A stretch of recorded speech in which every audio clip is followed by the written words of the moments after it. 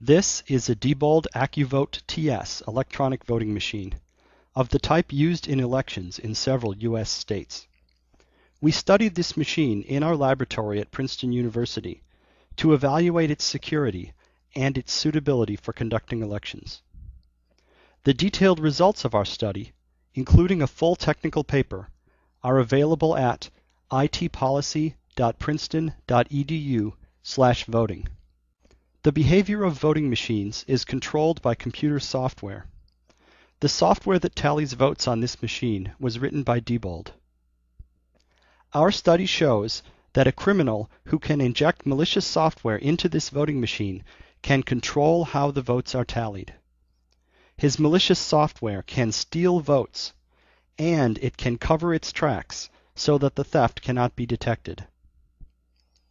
To illustrate this danger, we have created in our laboratory a demonstration software program that steals votes. This video will show our demonstration software in operation.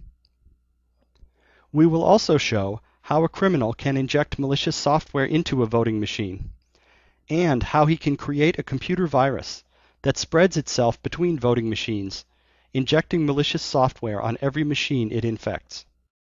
We will now show how to steal votes in a simulated election. On the morning of Election Day, the voting machine awaits instructions. The machine appears to be functioning normally, but, unbeknownst to any observer, it contains malicious software that will steal votes. The machine greets the election workers normally. At this point, the election worker can perform so-called logic and accuracy tests that are supposed to determine whether the machine is functioning correctly. Logic and accuracy testing is essentially a pretend election. The worker casts pretend ballots, and then the machine counts the pretend votes. The election worker makes sure that the pretend count is correct. Our vote-stealing software can tell that the worker is doing logic and accuracy testing, so this is not a real election. It allows the pretend votes to be counted correctly, so that the machine passes the test. Everything still looks normal. Now the election worker tells the machine to start the election. The machine prints out a paper tape showing that no votes have been recorded yet. The election has begun. The first voter approaches the machine to cast his vote. The election workers have given him a voter card, which will allow him to cast one vote. He inserts the voter card into the machine, and the machine presents him with a ballot. In this example election, there are two candidates for president, George Washington and Benedict Arnold. The voter chooses George Washington. The machine asks him to confirm his vote, and he does so. The machine ejects the voter card, after marking it as used. That's one vote for George Washington. 4 more voters cast their votes. They vote for George Washington, Benedict Arnold, George Washington, and George Washington. The correct result for this election is George Washington 4 votes, Benedict Arnold 1 vote. Election day is now over. An election worker approaches the machine, inserts a supervisor card, and tells the machine to end the election. The machine prints out a paper tape announcing the results.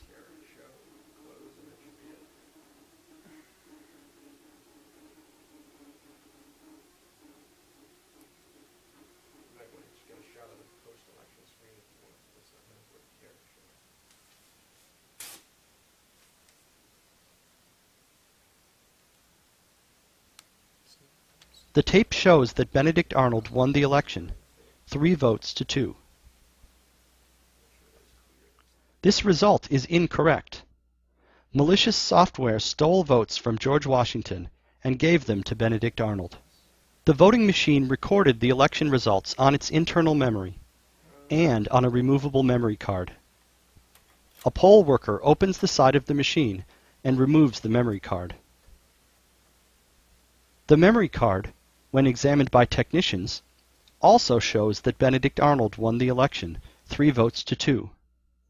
Every record kept by the voting machine shows the same fraudulent result. Arnold 3, Washington 2. How did this happen? The voting machine was running Diebold's election software, but it was also silently running our demonstration vote-stealing software. And our software was able to steal votes without being detected. When the election ends, the vote-stealing software can delete itself from the voting machine. No evidence remains that the machine was ever hijacked. No evidence remains that any votes were stolen. As far as anyone can tell, the election was conducted fairly. But the result is fraudulent. This vote-stealing attack requires injecting malicious software into the voting machine. Anyone who has access to a voting machine for a few minutes can install malicious code. Here is one way to do so. In advance, we prepare a memory card containing our malicious software. When we get a few minutes alone with the machine, we first open the side door. We can do this with a key. There are thousands of keys in circulation, and any hardware store will copy them. Even without a key, the lock is easily picked. One member of our team can consistently pick the lock in less than 10 seconds. Or we can simply remove a few screws and lift off the machine's cover.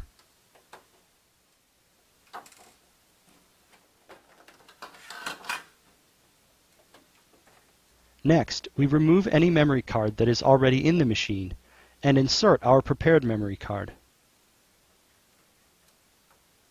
We press the power button to boot the machine. When the machine boots, it will automatically install our malicious software for us.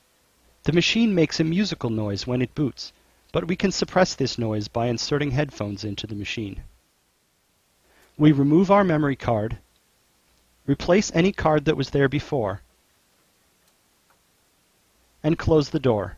Our malicious code is now installed on the machine. The total elapsed time is less than 1 minute.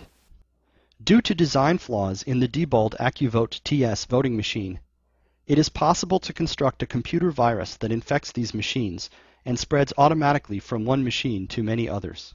To illustrate this, we have constructed a demonstration virus in our lab. The machines use removable memory cards to distribute software updates and store the results of elections. The memory cards function similarly to floppy disks or thumb drives on ordinary PCs. Memory cards act as carriers for the virus. When a memory card is inserted into an infected machine, the machine copies the virus onto that memory card. If the memory card is removed and later put into another machine, the virus spreads from the memory card to the new machine. In this way, the virus can spread from one infected machine to an entire population of machines. The virus can carry with it a malicious payload program that is installed on every infected machine. For example, our demonstration virus carries our vote-stealing software, so that every machine that catches the virus will steal votes. A criminal could use this kind of virus to install malicious software on many voting machines, even if he has access to only a few machines, or even only one. By planting a virus far enough in advance, he can ensure that a significant number of machines will steal votes on Election Day.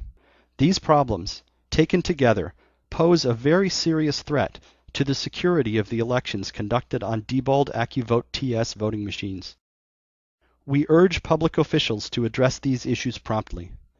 More details, including a full technical paper containing a more complete security analysis and a discussion of mitigation strategies, can be found on our website at itpolicy.princeton.edu/voting.